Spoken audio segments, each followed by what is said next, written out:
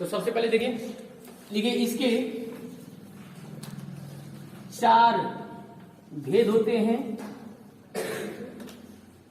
4 भेद होते हैं या 4 प्रकार होते हैं। मतलब इसके 4 बेटे हुए ना बाबू।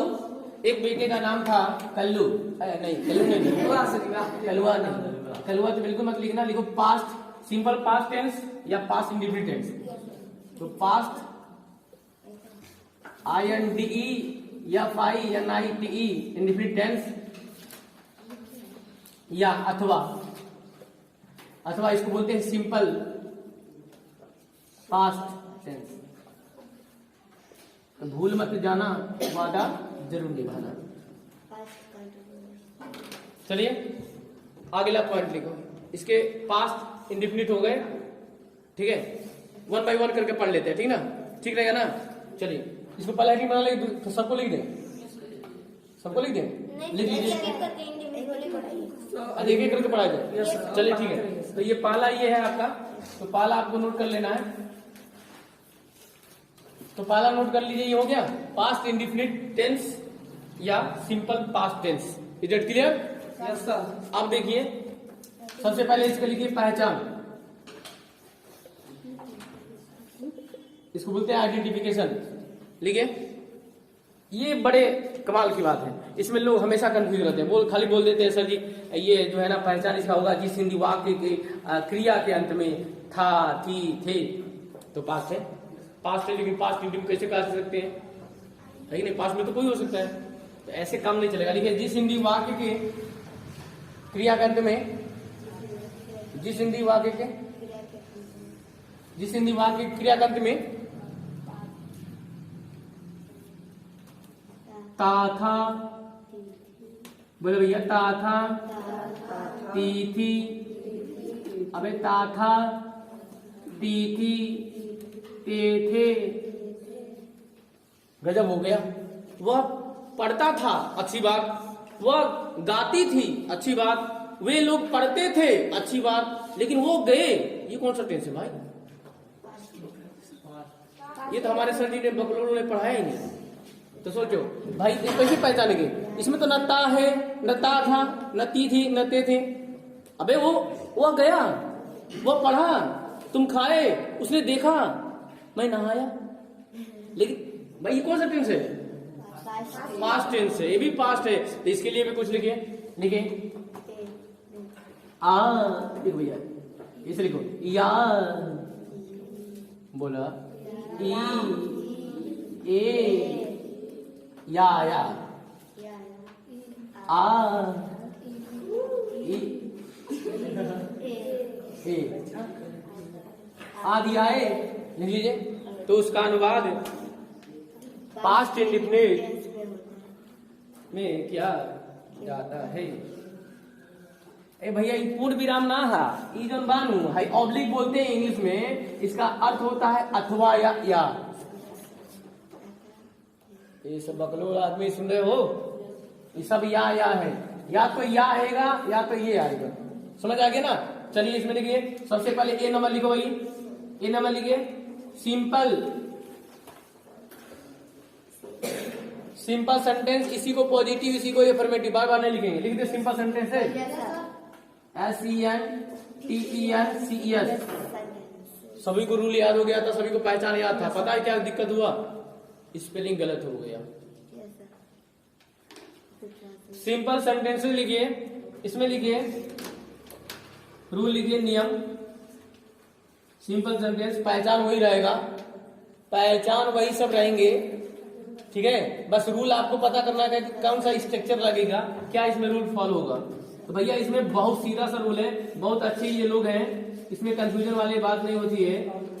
प्लस का वर्ब का सेकेंड फॉर्म लगाना, प्लस का ऑब्जेक्ट लगाना, कोई हेल्पिंग वर्ब नहीं, कोई सहायक क्रिया नहीं, बस मेरे साथ बोलिए कर्ता, उसके बाद क्रिया, उसके बाद कर्म, उसके बाद जो बचेगा।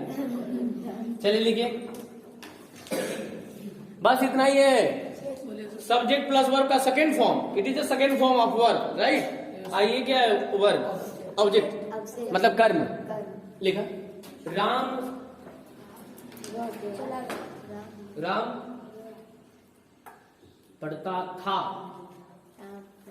था, ता था, ता था के भाई। Yes sir. इसका मतलब ई जो टेंस है ये किस में जा रहा है? पास्ट में, पास्ट। इंडेफिनिट में जा रहा है। तो लिखिए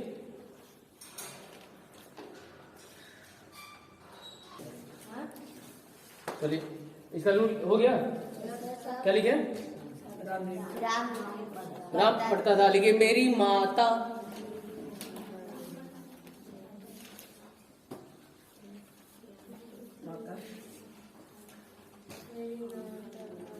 मेरी माता आटा गुथी, मेरी माता आटा गुथी। और क्या माता में से माता तो आटा गूंथती है कि नहीं? अपने अपने राजा बेटे के लिए, अपने लाडली लक्ष्मीनिया के लिए। नीडेड लगेगा, नीडेड तो क्यों नहीं लगेगा? नीड नीडेड होता है।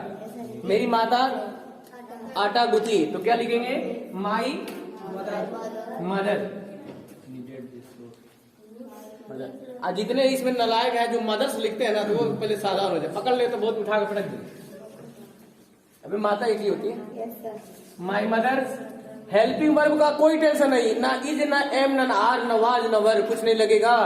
वर्ब का सेकंड फॉर्म लगाओ। नीड मतलब गुथना होता है, क्या? ई ए डी। नीड मतलब क्या होता है? नीड मतलब होता है गुथना। तो गुथना का स्पेलिंग, इसको सेकंड फॉर्म हो जाएगा नीडेड, ईडी प्लस जोड़ देंगे। इसमें क्या जोड़ देंगे? ईडी। नीडेड, नीडेड तो क्या हो जाएगा? नीडेड, क्या? ई ए डी, नीडेड। द क्या लिख देंगे? लो ना, हो गया। नेक्स्ट लिखिए, सिंपल बना लेंगे ना।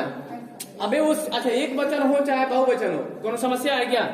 जब सहायक क्रिया आ ही नहीं रही तो समस्या भी नहीं है। और एक और बात है, बहुत अच्छे लोग हैं, अगर इसमें सहायक क्रिया भी आती है तो सिर्फ एक ही आती है।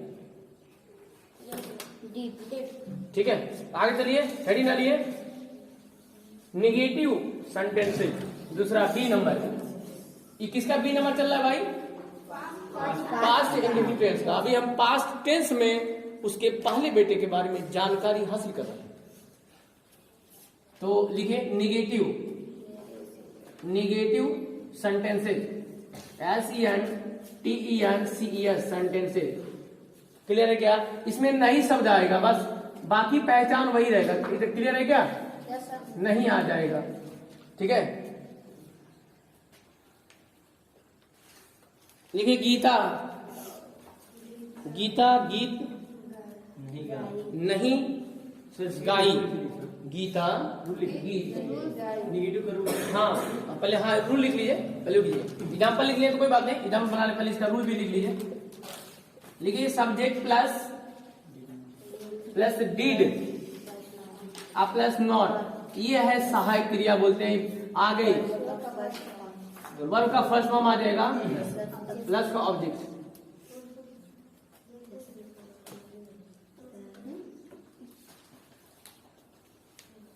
तो अभी इनमें पूछना सर एक वचन के लिए क्या लगेगा, अब बहुवचन के क्या लगेगा? भैया चाहे एक वचन हो चाहे बहुवचन हो, डिड नॉट दोनों में लगेगा। ठीक है, चल लिखे। अब क्या लिखे? गीता गीत नहीं गाई, तो लिखे गीता सीता कैसे लिखोगी? Gita did not. गाना के क्या होता है? सिंग। तो सिंग सेंग संग मत लिख देना, क्योंकि ये फर्स्ट फॉर्म लगेगा सिंग। अब गाना एक मुख से एक ही गाना गा सकता है। हेलो, सुनाई दे रहा है? सॉन्ग। ठीक है, सिंग सेंग संग होता है, बट इसमें सिंग फर्स्ट फॉर्म ही आएगा, क्योंकि फर्स्ट फॉर्म लगता है। क्लियर हो गया क्या? ऐसे लगा लेंगे ना, तुरंत आगे बढ़ो, टाइम को वेस्ट न करते हुए फटाफट लिखे। इंटरोगेटिव सेंटेंसेस, सी नंबर लिखो, बहुत हो गया। INTERROGATIVE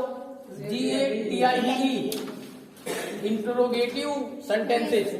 इसमें दो रूल आते भाई, एक तो जब वाक्य क्या से शुरू हो, और एक वो होता है जब वाक्य के बीच में क्या क्यों कैसे होता है ना। दो प्रकार से क्वेश्चन बनते हैं और दो प्रकार से क्वेश्चन पूछे जाते हैं, एग्जामिनर लोग पूछते हैं। तो चलिए हम चलते हैं। इसमें हम सबसे पहले देखेंगे,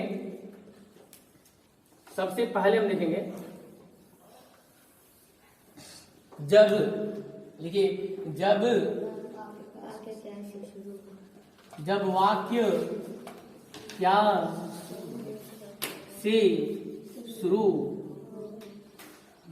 हो, जब वाक्य क्या से शुरू हो तो क्या की अंग्रेजी मत लिखना, क्या की अंग्रेजी यहाँ पे लिख लेना, जिसको बेहोशी रहता है ना तो लिख लो भाई, क्या की अंग्रेजी नहीं लिखना, क्या का अंग्रेजी नहीं लिखी जाती है, ठीक है, नहीं लिखी जाती है, समझ जाइए। अब क्या है इसका रूल, तब क्या होगा समझ लीजिए। रूल जो है ना वह बस हेल्पिंग वर्ब को पहले कर दो, अच्छे से प्यार से कैपिटल लिखकर, पहला अक्षर हमेशा कैपिटल, डी को पहले करेंगे तो छोटा नहीं कैपिटल लिखेंगे, उसके बाद लिखेंगे क्या, सब्जेक्ट लिखेंगे, सब्जेक्ट उसके बाद क्या लिखेंगे, वर्ब का फर्स्ट फॉर्म ही आएगा, सब्जेक्ट लगा देना, उसके बाद क्वेश्चन मार्क जरूर लगाना। ये लो लिखो, क्या मेरी माता आटा गुथी, क्या मेरी माता आटा गुथी, ऊपरा वाला मत छाप देना,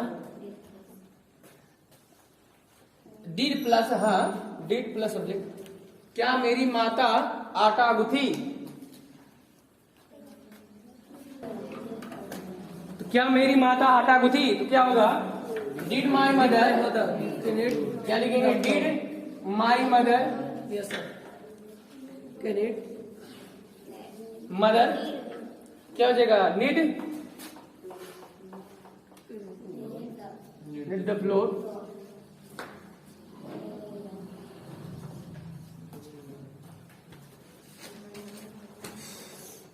यही हो गया क्या,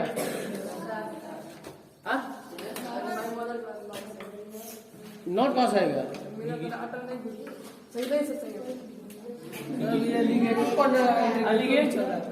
अब इसी का दूसरा लिखे पहले, जब, दूसरा लिखिए जब वाक्य के बीच में क्या, क्यों, कैसे, कब, कहाँ आदि आए तो रूल ये लगाना। तो देखिए क्वेश्चन वर्ड पहले लिखेंगे, तो जैसे वाट आ गया, क्या आ गया तो वाट लगा देंगे, क्यों आ गया तो वाई लगा देंगे, ठीक है, कैसे आ गया हाउ लगा देंगे, वेन लगा देंगे, कहाँ गए तो वेन लगा देंगे। चलिए इसके बाद लगाना है डिड लगा देना, फिर सब्जेक्ट लगा देना, फिर दुनिया बुला देना, ये कर लीजिए फर्स्ट सब्जेक्ट, उसके बाद क्वेश्चन मत भूलना क्योंकि आधा नंबर कट जाएगा। चलो लिख लो, लिखिए, मेरी माता आटा क्यों गुथी, रोटी पकाने के लिए, मेरी माता आटा क्यों गुथी, तो क्या लिखेंगे, why did my mother, why did my mother need the floor. चलिए अच्छी बात, एक और लिखता है, इसका लास्ट आता है भाई, खत्म हो जाएगा इसके बाद।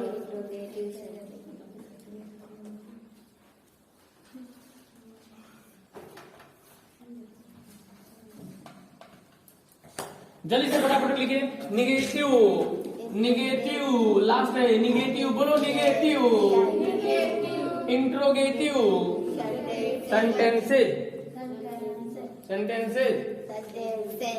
हाँ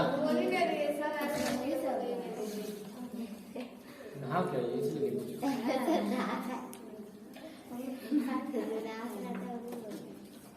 लिखो भाई, यू हैव एनी प्रॉब्लम,